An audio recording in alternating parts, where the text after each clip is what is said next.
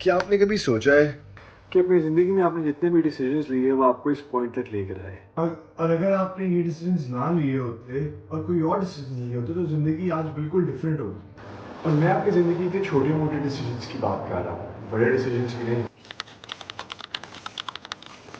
बड़े डिसीजन से मेरा मतलब है कि आपने यूनिवर्सिटी कौन सी चूज़ की, डिग्री कौन सी चूज़ की, शादी किससे की। लेकिन छोटे डिसीजन से मेरा मतलब है आज कितनी देर स्क्रॉलिंग करेंगे, कौन सी मूवी देखेंगे, घर से खाएंगे या बाहर से खाएंगे, किसको सलाम करेंगे और किसको सलाम नहीं करेंगे। और याद रखें, it's the small decisions that define us, not the big ones. यानी आपकी ज़िंदगी छोटे डिसीजंस की बेसिस पे चल रही है, आपके बड़े डिसीजंस की बेसिस पे नहीं। I explain you how.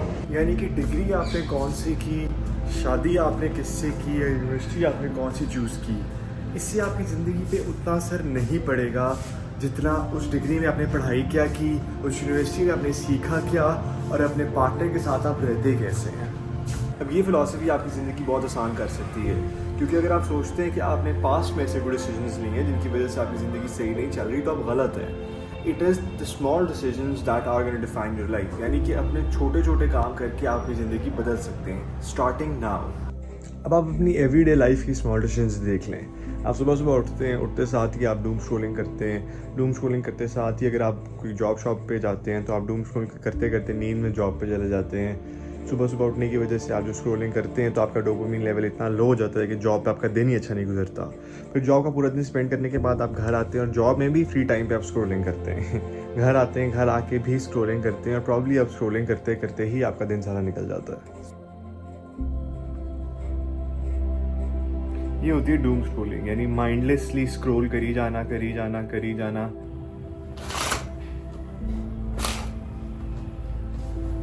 Now, I don't care about your doom scrolling, but you have the world in the palm of your hand. आप किताब पढ़ सकते हैं, आप ब्लॉग्स पढ़ सकते हैं, आप खबर देख सकते हैं, but you choose to doom scroll. आप चूज़ करते हैं ब्रेन अपना सड़ाने पे और माइंडलेसली स्क्रॉल करने पे।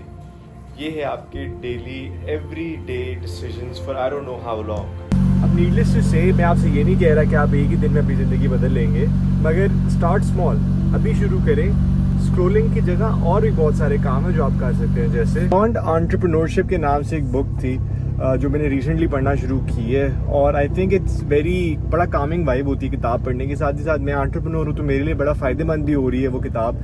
साथ ही साथ आपको ये नहीं कह रहा कि मैं आप यही किताब पढ़ें, आप किताब भी पढ़ें लेकिन पढ़ना शुरू करें।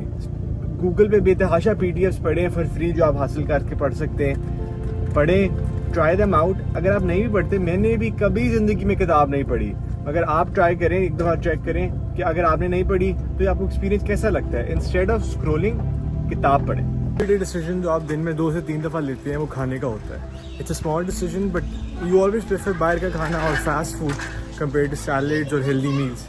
आप चाहें तो किसी भी फ्रूट की शॉप से फ्रूट भी खा सकते हैं, that's a small decision, but longer term पे this is what is gonna decide how your life is gonna be spent.